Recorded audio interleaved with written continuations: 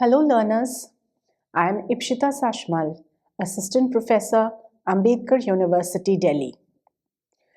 Today we are going to talk about listening abilities across the curriculum. Why do teachers need to develop listening abilities across the curriculum? Isn't it the job of the English teacher to develop the listening abilities of her students? It is important for every teacher to develop speaking abilities in his or her learners. This is important because every content course requires learners to discuss ideas, give their opinions, agree or disagree, explain certain ideas and concepts, make suggestions, and so on. When every content subject requires learners to present their ideas through speaking activities, it develops their speaking abilities across the curriculum. This creates opportunities for learners to speak in the classroom, and it helps them to learn interactional strategies. It gives them confidence in expressing themselves freely.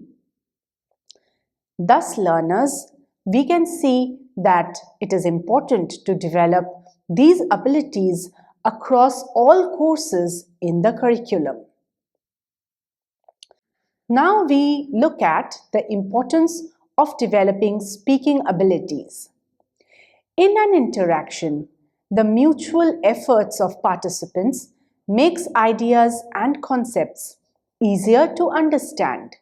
When learners in the classroom talk to their friends, peers, discuss ideas with their teachers, it becomes much easier for them to understand a certain concept in the classroom.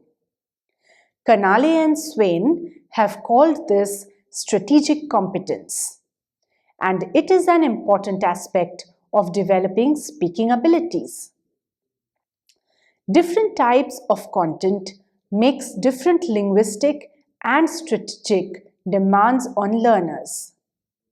Communicative tasks must form an important part of content courses. Every subject teacher needs to know how to include communicative tasks in her subject.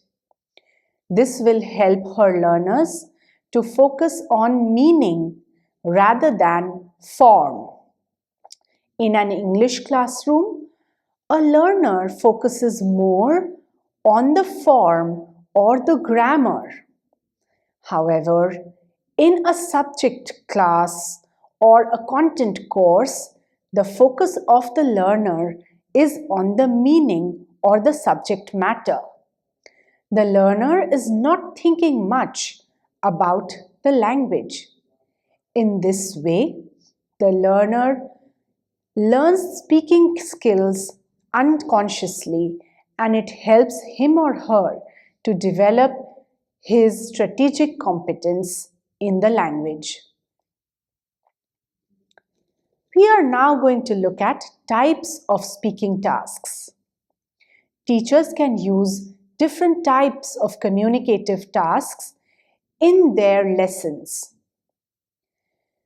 They can use scenarios where the learner is given a situation and needs to respond to it in pairs or groups.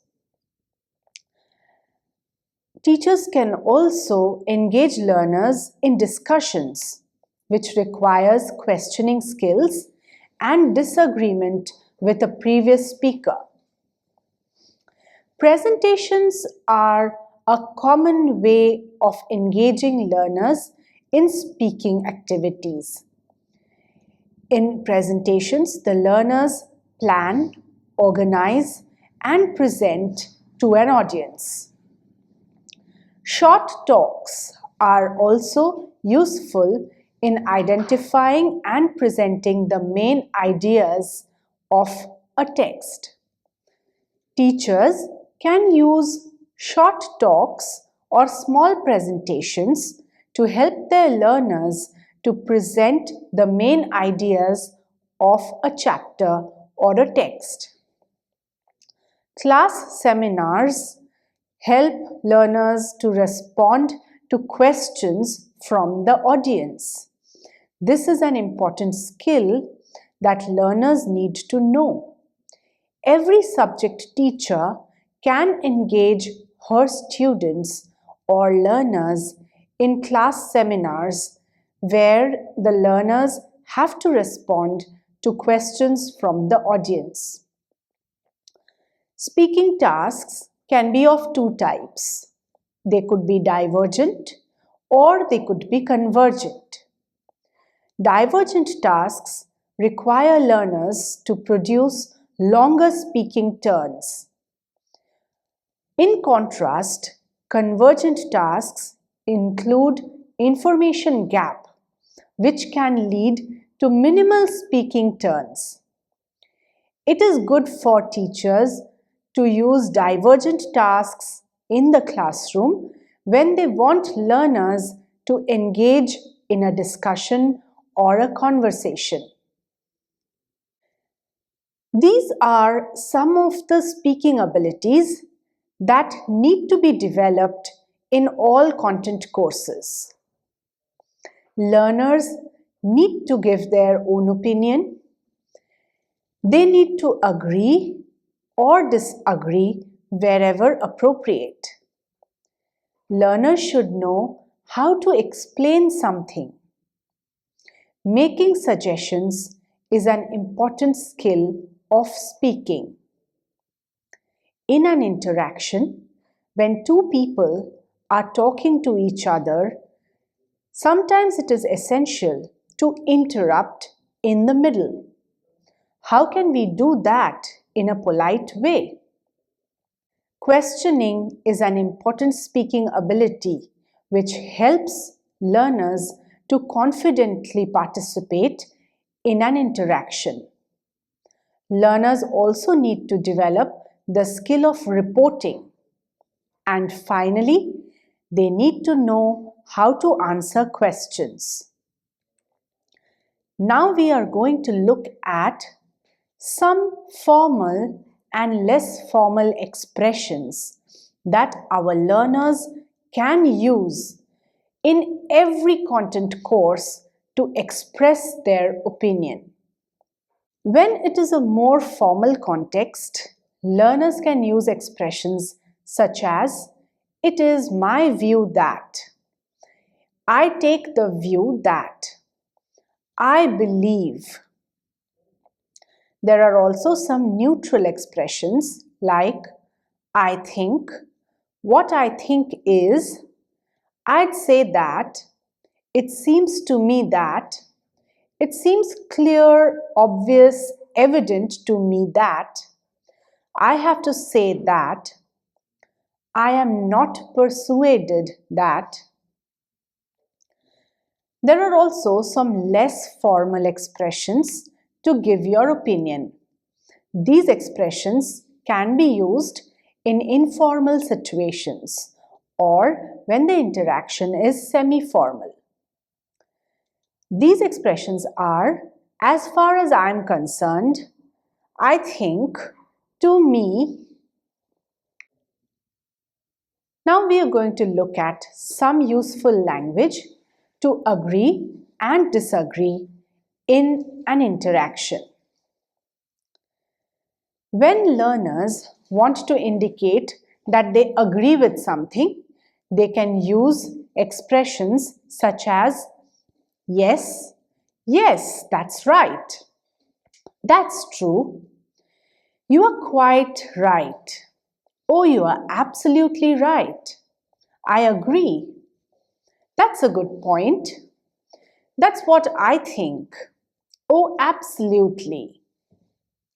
Some expressions to partly agree with someone include, "Yes, okay, but," "I see what you mean, but," "I take your point, but." I accept that, but that may be true. However, I'm not sure about that. Is there any evidence for that? Now we move on to some expressions that indicate disagreeing. But I don't think, but you can't really mean that. But there's no evidence for that. But that goes against. But what about? I don't really agree with you. I don't think that's right. I don't think that's true. I don't see how you can say that. When speakers have to explain something, there are certain expressions that they can use to explain ideas or concepts. Speakers can identify causes or reasons using the following expressions. That reason is, that's because, it's because of, that's because of, the one explanation for that is, what has brought this about, caused this. What's responsible for is. There are some expressions that express certainty or uncertainty. Let us look at some of these expressions. I think, it's likely that. I am certain. I'd say, it could be that, it could well be that, possibly, I'm sure, there's no doubt that. When the listener has to interrupt a speaker in the middle of an interaction, it is important for them to use polite expressions. Let us now see what are some of these polite expressions.